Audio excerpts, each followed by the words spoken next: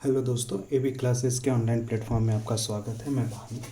आज हम लोग पब्लिक एडमिनिस्ट्रेशंस यानी लोक प्रशासन के अंतर्गत प्रशासन के सिद्धांत या फिर प्रशासन के सिद्धांत को संगठन के भी सिद्धांत बोलते हैं। जनरली जो प्रशासन का सिद्धांत है बच्चे, वो यूजीसी नेट पॉलिटिकल साइंस के अंतर्गत जो लोक प्रशासन से संबंधित यूनिट है बच्चे, उससे भी क्वेश्चंस क्या होते हैं, पॉलिटिकल साइंस यूजीसी नेट में क्वेश्चंस पूछे जाते हैं। दूसरा बच्चे, जो डीएसएसबी पोल साइंस का पेपर होता है, डीएसएसबी पोल साइंस में भी प्रीवियस जो क्वेश्चंस पेपर थे, प्रीवियस ईयर्स में जो क्वेश्चंस हुए, वहाँ पर भी लोक प्रशासन से क्वेश्चन पूछे गए हैं। लेकिन डीएसएसबी में जो लोक प्रशासन से क्वेश्चन पूछे जाते हैं वो सीधा सीधा क्वेश्चंस आते हैं। मतलब अगर हम संगठन के सिद्धांत या प्रशासन के सिद्धांत को देख रहे हैं, यानी थ्योरी ऑफ ऑर्गेनाइजेशंस या थ्योरी ऑफ एडमिनिस्ट्रेशंस, अगर एडमिनिस्ट्रेशंस की थ्योरी देखी जा रही है यानी प्रशासन की आप थ्योरीज देख रहे हैं या संगठन के थ्योरीज को देख रहे हैं, तो डीएसएसबी पीजीटी पोल साइंस में तो बच्चे डायरेक्ट क्वेश्चन पूछ लेता है कि कौन सी थ्योरी किसके द्वारा दी गई है, या जो थ्योरी है वो थ्योरी किस बुक में एक प्रकार से लिखी गई है, बुक का नाम पूछा जा सकता है, या फिर किस एस्से में उस थ्योरी के सिद्धांत को दिया गया है। ठीक है, और उसकी आलोचना पूछी जाती है, जहाँ पे डायरेक्ट क्वेश्चंस होते हैं बच्चे। यूजीसी नेट पॉलिटिकल साइंस में भी जो संगठन के सिद्धांत और प्रशासन के सिद्धांत से जो क्वेश्चंस होते हैं बच्चे, वो सीधा के सीधा क्वेश्चंस पूछ लिए जाते हैं। कभी कभी क्वेश्चन जो होते हैं वो अजर्शन रीजन में क्वेश्चंस पूछे जाते हैं। तो प्रशासन के जो सिद्धांत है बच्चे, उसको मैं यूजीसी नेट लेवल को ध्यान में रखकर आपको बताऊंगा, जिससे कि अगर डीएसएसबी पीजीटी का अगर पेपर दे रहे हैं तो वहाँ पे भी क्वेश्चन आएगा, तो आराम से आप कर लेते हैं। MA political science entrance exam के लिए अगर आप दे रहे हैं तो वहाँ पे भी आसानी से क्वेश्चंस को सॉल्व किया जा सकता है। अब जब हम लोक प्रशासन के अंदर आते हैं बच्चे, तो संगठन के सिद्धांत को पहले हमें दो भागों में एक प्रकार से क्या करना होता है, बांटना होता है। पहले भाग को हम लोग सार्वभौमिक रूपरेखा सिद्धांत बोलते हैं और दूसरे को पारिस्थितिकीय रूपरेखा सिद्धांत बोला जाता है। पारिस्थितिक के मतलब यहाँ पे परिवेश से है, मतलब क्योंकि जो परिवेश होता है वो भी कहीं ना कहीं, परिवेश जो होता है वो लोक प्रशासन को प्रभावित करता है, प्रशासन को प्रभावित करता है, और जो प्रशासन होता है वो कभी ना कभी परिवेश से क्या होता है, प्रभावित होता है। तो पारिस्थितिक का जो दूसरा अर्थ है बच्चे, जो आशय है, वो परिवेश के रूप में हम लेते हैं। अब जो सार्वभौमिक रूपरेखा का सिद्धांत है बच्चे, यहाँ पे हमें तीन सिद्धांत देखने होते हैं। परंपरागत सिद्धांत, या परंपरागत सिद्धांत को ही बच्चे हम लोग शास्त्रीय सिद्धांत भी बोलते हैं। जो परंपरागत सिद्धांत है इसी को ही आप एक प्रकार से क्या बोल सकते हैं, परंपरागत सिद्धांत को ही बच्चे आप एक प्रकार से शास्त्रीय सिद्धांत भी आप बोल सकते हैं। दूसरा जो हमें देखना है बच्चे, सार्वभौमिक रूपरेखा सिद्धांत के अंतर्गत वैज्ञानिक प्रबंधन यानी वैज्ञानिक प्रबंधन को देखना है। और थर्ड जो देखना है वो देखना है नौकरशाही का सिद्धांत, जिसको मैक्स वेबर ने दिया है। यहाँ पे वैज्ञानिक सिद्धांत में हम लोग F.W. टेलर को पढ़ते हैं बच्चे। नौकरशाही सिद्धांत की जो आलोचना है बच्चे, वो कार्ल मार्क्स के द्वारा भी की जाती है। तो नौकरशाही सिद्धांत जब बताऊंगा तो वेबर के बारे में भी मैं आपको बताऊंगा, और वेबर के अलावा जो हमें ध्यान में रखना है कि आलोचना किसके द्वारा की जाती है, वो भी हमें ध्यान में रखना होता है। परंपरागत सिद्धांत में जब आते हैं बच्चे, तो हेनरी फ्यूल को हम लोग देख लेते हैं, लूथर, गुलिक एंड उर्विक को देखा जाता है, मूनी एंड रेले को आप देख लेते हैं।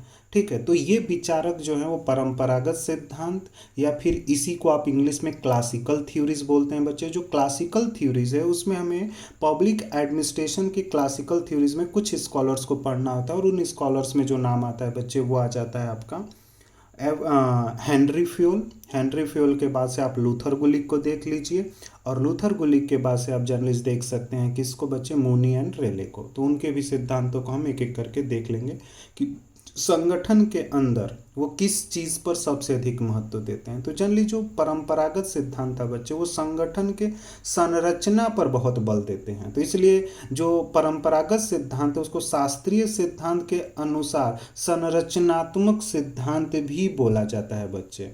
उसको यांत्रिक सिद्धांत भी बोल सकते हो, यंत्र, मशीन जैसी चीज़ों पे ज़्यादा लोगों को एक प्रकार से क्या था, विश्वास था। तो वो चीज़ें जनरली यहाँ पे आती हैं। अब जनरली इसके क्लासिकल जो थ्योरीज है बच्चे, इसकी डिफिनीशन से हम समझने की कोशिश करते हैं। पारिस्थितिक रूपरेखा सिद्धांत में हमें तीन वहाँ पढ़ना है। एक तो मानवीय संबंध से, जहाँ पे हम लोग एल्टन मेयो को देख लेंगे। व्यवहारवाद में जब आएंगे तो बच्चे व्यवहारवाद के जनक जो हैं वो डेविड स्टन हैं, ठीक है। तो वहाँ पे आप व्यवहारवाद में जैसे हर्बर्ट साइमन को, चेस्टर बर्नार्ड को देख सकते हैं। सिस्टम थ्योरीज है, वहाँ पे भी हम लोग कुछ स्कॉलर्स को देखेंगे जिसको व्यवस्थावादी सिद्धांत भी बोला जाता है। तो इतने सिद्धांत करने हैं जहाँ से डायरेक्ट क्वेश्चंस भी पूछे जाएंगे तो वो भी आप आराम से कर लेंगे। अगर कंसेप्चुअल क्वेश्चन पूछता है बच्चे, कंसेप्ट से भी क्वेश्चन पूछता है तो भी उसे आसानी से आप सॉल्व कर सकते हैं। तो उसमें कोई परेशान होने की ज़रूरत आपको नहीं है। बस ध्यान से चीज़ों को सुननी है, समझनी है। नहीं समझ में आएगा तो नंबर होता है, ये बच्चे आप उस पर कॉल करके पूछ सकते हैं। अब हम बढ़ते हैं बच्चे जहाँ पे हमें देखना है क्लासिकल थ्योरीज। और जब हम क्लासिकल थ्योरीज में आते हैं बच्चे, तो क्लासिकल थ्योरीज यानी जो परंपरागत सिद्धांत है उसको एक तरह से हमें क्या करना है, देखना है। और जो परंपरागत सिद्धांत है बच्चे, ठीक है, उस परंपरागत सिद्धांत के अंतर्गत एक तरह से आप पहले परंपरागत सिद्धांत के बच्चे डिफिनीशन से ही परंपरागत सिद्धांत को समझने की क्या करना है, हमें कोशिश करना है। तो जो परंपरागत सिद्धांत है उसे हम डिफिनीशन से ही समझने की कोशिश करेंगे। तो जैसे परंपरागत सिद्धांत क्या बोलता है कि संगठन के शास्त्रीय सिद्धांत को अनेक नामों से जाना जाता है। तो जो संगठन है बच्चे उसको अलग अलग नामों से भी आप क्या करते हैं, जानते हैं। वहाँ पे मैंने बोला था कि जो शास्त्रीय सिद्धांत है बच्चे उसको संरचनात्मक सिद्धांत भी बोलते हैं, उसको यांत्रिक सिद्धांत भी बोला जाता है, परंपरागत सिद्धांत भी बोलते हैं, परंपरावादी सिद्धांत भी बोला जाता है, औपचारिक विचारधारा भी बोला जाता है। जहाँ पे औपचारिक मतलब बहुत फॉर्मल चीज़ों पे इम्पोर्टेंस दिया जाता था। मतलब मुझे अगर कोई उद्देश्य प्राप्त करना है, मेरा कोई लक्ष्य है, तो उसे प्राप्त करने के लिए मैंने कुछ नियम बना रखे हैं और उसी नियमों के द्वारा मैं उस लक्ष्य को प्राप्त करूंगा। अब ये मैं नहीं जांच कर रहा हूँ, चेक नहीं कर रहा हूँ क्या मेरा व्यवहार उस प्रकार का है उस लक्ष्य को प्राप्त करने के लिए। तो जो शास्त्रीय विचारधारा है बच्चे, वो कहीं ना कहीं उसको औपचारिक विचारधारा बोला जाता है। और शास्त्रीय विचारधारा का विकास कब से होता है बच्चे, 1900 के बाद से होता है। जहाँ पर ये था कि जो संगठन है बच्चे, संगठन किस प्रकार से अपने उद्देश्यों को प्राप्त करेगा या संगठन अपने लक्ष्य को किस प्रकार से प्राप्त करेगा, इस पर बल देना था। तो संगठन में कार्य का विभाजन कैसे किया जाए, कार्यों का विभाजन किस प्रकार हो, उसके लिए एक सही आधार जो था वो खोजना था कि एक सही आधार अगर हमें प्राप्त हो जाए तो संगठन में कार्यों का विभाजन हो जाएगा। और कार्यों का विभाजन अगर हो जाता है तो संगठन अपने उद्देश्यों को प्राप्त कर सकता है। एक तो तरीका ये था। दूसरा ये था कि हम कार्य कुशलता को कैसे बढ़ाएं। संगठन में जो लोग हैं, वहां पे संगठन में जो लोग हैं उनसे कार्य कुशलता कैसे बढ़ाई जाए, वर्क एफिशिएंसीज को कैसे उनको हम इंक्रीज करें। और दूसरा बोला गया था वर्क कोऑर्डिनेशन बच्चे। यहाँ पे था कि वर्क कोऑर्डिनेशन यानी कार्य समन्वय एक समस्या थी संगठन के अंदर, कुशलता कैसे बढ़ाई जाए ये एक समस्याएं थी, संगठन में कार्यों का विभाजन किस नियम पर किया जाए, किस आधार पे किया जाए, ये एक समस्या। इन्हीं को ढूंढने में बच्चे जो विचारक आते हैं उसी में नाम आता है हेनरी फ्योल का, Luther Gulick, Urwick, Mooney and AC Reiley. विचारक जो हैं वो क्या करते हैं, संगठन की इन चीज़ों को अध्ययन का केंद्र बना देते हैं। कार्य विभाजन को अध्ययन करना शुरू किया, कार्य कुशलता को अध्ययन का केंद्र बनाया, ठीक है। और दूसरी चीज़ें कार्य समन्वय को अपना केंद्र बना रहे हैं। लेकिन संगठन जो है बच्चे, वहाँ पे तो मानवीय क्रिया होती है, मानव के द्वारा की जा रही है, लेकिन मानव को अध्ययन का केंद्र नहीं बनाया जा रहा है बच्चे। इस वजह से क्लासिकल सिद्धांत का क्या हो जाता है, आलोचना हो जाता है। ये बोला जा रहा है कि सिर्फ संगठन में आप औपचारिक चीज़ों को क्या कर रहे हैं, महत्व दे रहे हैं। इन विचारकों का मानना है बच्चे कि प्रशासन के कुछ सार्वभौमिक नियम होते हैं। तो आपसे सीधा पेपर में सार्वभौमिक नियम का मतलब ये होता है कि अगर पब्लिक लोक प्रशासन है, सार्वजनिक लोक प्रशासन है बच्चे, तो वहाँ पे भी कुछ नियम होते हैं कार्य करने के। अगर वो निजी प्रशासन है तो वहाँ पे भी कार्य करने के नियम है। तो इन्होंने बोला कि हर जगह पर कार्य करने के एक जैसे क्या होते हैं, नियम होते हैं, और वो नियम सभी जगह पे क्या होते हैं, समान रूप में क्या होते हैं, लागू होते हैं। इसलिए सार्वभौमिक जो सिद्धांत था, जो यूनिवर्सल रूल का जो कंसेप्ट था बच्चे, यूनिवर्सल रूल का जो एक प्रिंसिपल चला रहा था, वो प्रिंसिपल क्लासिकल थ्योरीज या फिर शास्त्रीय सिद्धांत कारकों के द्वारा दिया गया था। आगे बढ़ते हैं बच्चे। और आगे जब यहाँ पे बढ़ते हैं तो इसमें जनरली जो पहले सिद्धांत जो आया था कि संगठन जो है अपने उद्देश्यों को कैसे प्राप्त करेगा और कैसे प्राप्त करेगा, उसके लिए जो पहला सिद्धांत दिया गया था वो दिया गया था हेनरी फ्यूल के द्वारा बच्चे। और हेनरी फ्यूल ने जो सिद्धांत दिया था उसको प्रिंसिपल ऑफ मैनेजमेंट बोलते हैं, प्रबंधन सिद्धांत। तो आपसे पेपर में सीधा पूछा जाएगा कि प्रबंधन सिद्धांत किसके द्वारा दिया गया है, या इंग्लिश में पूछ लिया प्रिंसिपल ऑफ मैनेजमेंट का कंसेप्ट किसने दिया है, तो भी हेनरी फ्यूल टिक करना पड़ेगा बच्चे। या फिर एडमिनिस्ट्रेटिव मैनेजमेंट थ्योरीज किसके थ्रू दी गई है, तो एडमिनिस्ट्रेटिव जो मैनेजमेंट थ्योरीज है वो भी किसके थ्रू दी गई है बच्चे, हेनरी फ्यूल के द्वारा। अब जो हेनरी फ्यूल ने ये कंसेप्ट दिया था बच्चे जो एडमिनिस्ट्रेटिव थ्योरीज का, और उन्होंने एक बुक लिखी थी, जो बुक है बच्चे जनरल एंड इंडस्ट्रियल मैनेजमेंट, जो 1960 में आती है बच्चे। और theory of administrations in the state उनका एक एस्से है, जहां पर उन्होंने ये बताया कि प्रशासन एक प्रक्रिया है, यानी theory of administrations in the state में उन्होंने बताया कि प्रशासन एक प्रक्रिया है जिसके द्वारा निश्चित लक्ष्यों को हम क्या करते हैं, प्राप्त करते हैं। तो ध्यान में रखना है बच्चे, सीधा स्टेटमेंट ही करके स्टेटमेंट या वाक्य के रूप में क्वेश्चन आ सकता है कि प्रशासन एक प्रक्रिया है जिसके द्वारा एक निश्चित लक्ष्यों की प्राप्ति हो सकती है, ठीक है। एडमिनिस्ट्रेशन इज द प्रोसेस, ठीक है, फाइंड द सर्टेन गोल। तो ये कंसेप्ट अगर पूछा जाता है तो बच्चे वहां पे ध्यान में रखना है कि कंसेप्ट किसके थ्रू दिया गया था, हेनरी फ्यूल के द्वारा। फ्यूल ने universal set of the principle, जो universal set of the principle का कंसेप्ट है बच्चे, वो भी किसने दिया है, हेनरी फ्यूल ने दिया है। फ्यूल ने संगठन में जो सबसे अधिक महत्व दिया है, फ्यूल ने संगठन में जिस चीज को सबसे अधिक महत्व दिया है बच्चे, वो क्या है, प्रबंधकीय गतिविधि। प्रबंधकीय यानी माना यह गया कि संगठन में अगर प्रबंधन का मतलब होता है कि एक संगठन है, वहां का अगर मैनेजमेंट अगर बढ़िया है, एक मैनेजमेंट अच्छा है, मैनेजमेंट में लोग अच्छे हैं, तो वो संगठन अपने गोल और अपने उद्देश्य को क्या कर सकता है, प्राप्त कर सकता है। तो ये फ्यूल ने प्रबंधकीय गतिविधि को सबसे अधिक महत्व दिया था बच्चे अपने पूरे पेपर के अंदर, पूरे थ्योरीज के अंदर। और इन्होंने सीधा ये भी बोला है बच्चे कि प्रबंधन के अभाव में उद्देश्य की प्राप्ति नहीं हो सकती है। तो सीधा आपसे ये भी स्टेटमेंट करके पूछा जा सकता है कि प्रबंधन के अभाव में उद्देश्य की प्राप्ति नहीं हो सकती है। ये वाक्य किसके द्वारा लोक प्रशासन में या शास्त्रीय जो विचार था, शास्त्रीय जो लोक प्रशासन का सिद्धांत है, उसमें किसके द्वारा दिया गया है, तो बच्चे वहां पे बताना है, आपका नाम बताना है, हेनरी फ्यूल। इसको इंग्लिश में बोलते हैं concept of the management most important activities, जहां पर इन्होंने बोला मैनेजमेंट जो है मोस्ट इंपॉर्टेंट एक्टिविटीज होती है।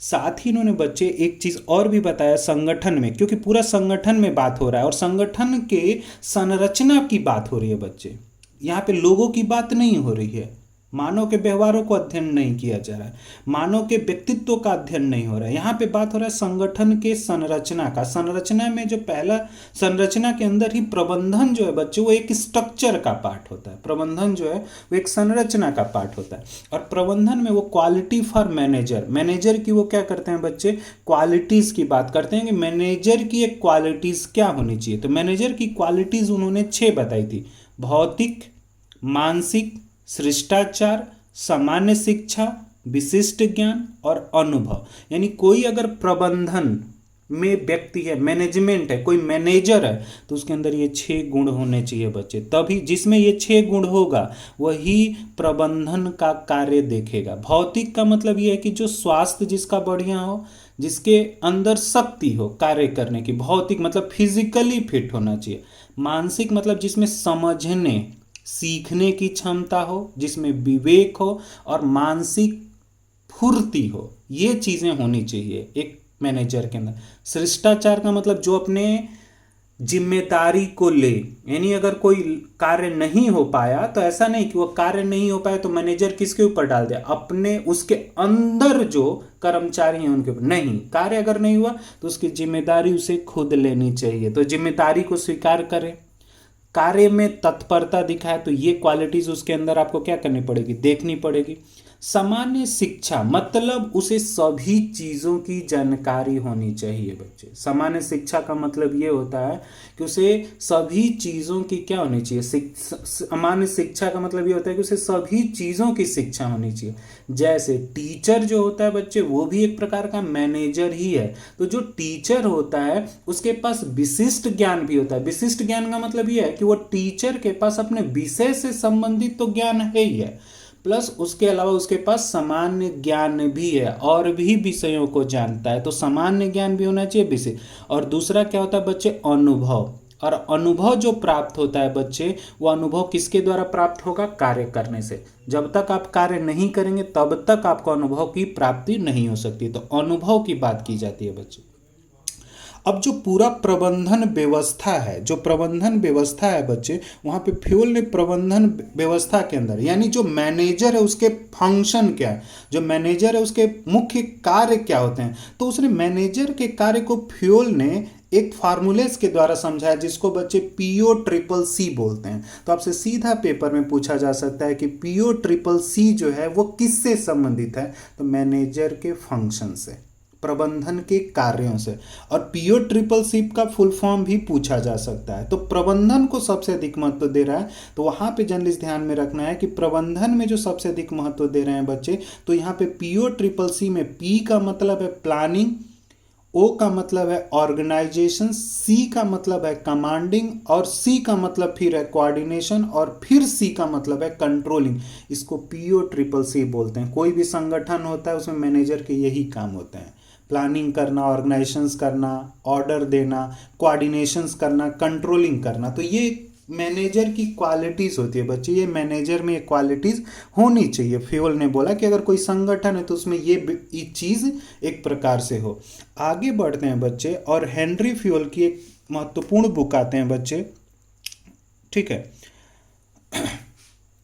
और उनकी एक बुक है बच्चे हेनरी फ्यूल की, जिस बुक को बोलते हैं general and industrial management. English में भी मैंने लिख दिया जनरल इंडस्ट्रियल मैनेजमेंट। तो जो जनरल एंड इंडस्ट्रियल मैनेजमेंट है बच्चे, उसमें फ्यूल ने 14 प्रिंसिपल बताए हैं।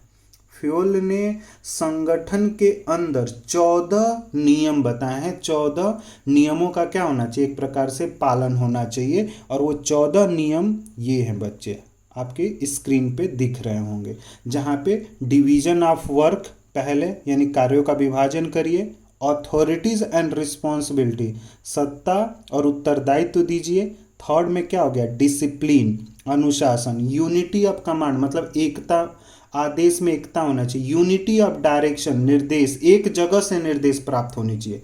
यूनिटी ऑफ कमांड का मतलब ये होता है बच्चे कि जो संगठन होता है उस संगठन के अंदर A क्लास के ऑफिसर होते हैं, B क्लास के ऑफिसर होते हैं, C होते हैं और D होते हैं। तो जो टॉप ऑफिसर A होता है बच्चे, उसका काम होता है प्लानिंग करना, और जो B C आपके दिख रहे हैं D, इनका काम होता है प्लानों को लागू करना। तो वहां पे क्या होता है कि A के द्वारा A ऑफिसर ही B को क्या कर सकता है, कमांड कर सकता है, और B जो है वो C को करेगा। ऐसा नहीं कि ये B C D सब इधर उधर कमांड कर, नहीं। यूनिटी ऑफ कमांड का मतलब एक से आपको आदेश प्राप्त करना, और एक से आदेश प्राप्त करने का मतलब जो आपसे ऊपर है, अथॉरिटीज में सत्ता जिसके पास है, आपसे जो ऊपर है, उसके आदेशों को मानना जो है वो क्या होता है, कंपलसरी होता है। Subordinated of the individual interest to the general interest. तो जो इंडिविजुअल इंटरेस्ट है बच्चे, वहां पे हम इंडिविजुअल यानी जो आपका व्यक्तिगत इच्छा है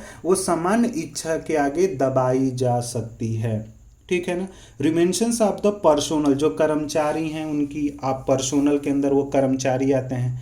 सेंट्रलाइजेशंस, ठीक है, सेंट्रलाइजेशंस का मतलब ये हो गया कि पूरा कार्य जो है वो एक जगह से क्या हो रहा है, कार्य देखा जाए। स्केलर चेन, ठीक है, स्केलर चेन होता है मतलब आदेश कैसे कैसे आएगा। ऑर्डर है। इक्विटीज मतलब समानता रखना है बच्चे, सभी लोगों को समान बताए। स्टेबिलिटीज ऑफ टेन्योर, सभी के कार्यों को निश्चित करिए आप। एंड इनिशिएट, लोग उत्तरदायित्व को तो ले इनिशिएट करें। एंड टीम स्पिरिट, ठीक है ना, मतलब एक सामूहिक रूप में क्या किया जाए, एक सामूहिक भावना भी होनी चाहिए किसी भी कार्य को करने के लिए। अब जनरली अगर इन प्रिंसिपल को अपनाया जाए ना बच्चे, तो हो सकता है कि संगठन अपने उद्देश्य को प्राप्त भी कर ले, जो 14 नियम हैं। संगठन के, ये भी हो सकता है कि इन नियम को जब लागू किया जाएगा तो हो सके कि संगठन में दिक्कत भी आए। तो उस स्थिति से बचने के लिए उन्होंने गैंग प्लैंक का कंसेप्ट दिया था बच्चे, गैंग प्लैंक। ठीक है, गैंग प्लैंक जिसको दलीय मोर्चा बोलते हैं। गैंग प्लैंक का मतलब ये होता है कि मुझे आदेश अपने से ऊपर वाले ऑफिसर्स को लेना है, मेरे से ऊपर वाला अगर ऑफिसर्स नहीं है तो उसके बराबर का जो ऑफिसर होगा मैं उससे भी क्या कर सकता हूं, आदेश ले सकता हूं। जहां पे एक गैंग ब्रिज तैयार होती है, यह पद सोपान के खतरों को क्या करता है, कम करता है। जो स्केलर चयन है, पद सोपान में सत्ता जो होगी उच्च अधिकारी से निम्न अधिकारी तक आदेश क्रमबद्ध होते हैं, परंतु इस प्रक्रिया में विलंब की संभावना हो जाए। अगर आदेश ऊपर से नीचे आएंगे बच्चे ना, तो हो सकता है कि निर्णय लेने में क्या हो, देरी हो। उससे बचने के लिए गैंग प्लैंक की व्यवस्था की जाती है, जिसको लेवल ऑफ जंपिंग भी बोलते हैं। शॉर्ट में उसको लेवल ऑफ जंपिंग भी बोल सकते हैं, आप सीधा जंप कर सकते हैं। तो ये चीज़ें जर्नलिस्ट, तो आपसे सीधा पेपर में गैंग ऑफ प्लैंक का कंसेप्ट किसने दिया है, तो हेनरी फ्यूल टिक कर लेना है क्या, तो बोल देना लेवल ऑफ जंपिंग। और ये क्यों रखा गया, इसको क्यों अपनाया गया कि जो पद सोपान है, जो सत्ता ऊपर से नीचे आती है, सत्ता जो है वो ऊपर से नीचे की तरफ आएगी, सबसे ऊपर, फिर उसके बाद, फिर उसके बाद, तो ये एक अथॉरिटी होता है। आदेश भी ऊपर से नीचे आते हैं, सलाह जो होता है वो नीचे से ऊपर जाता है। ध्यान में रखना है कि आदेश जो होंगे वो ऊपर से नीचे आते हैं, सलाह जो है वो नीचे से ऊपर की तरफ क्या होता जाता है। इसको ही जर्नलिस्ट बच्चे पद सोपान बोला जाता है। तो ये चीज़ें जर्नलिस्ट हमें ध्यान में रखना है हेनरी फ्यूल के कंसेप्ट के अंतर्गत। तो आज की क्लास के लिए बस इतना ही। अगली क्लास में हम लोग बच्चे समझेंगे लूथर गुलिक और उर्विक के कंसेप्ट को, और मूनी और रेले ने किस तरह से अपने विचारों को समझाया प्रशासन और संगठन के अंदर। तो आज के लिए बस इतना ही। Thank you.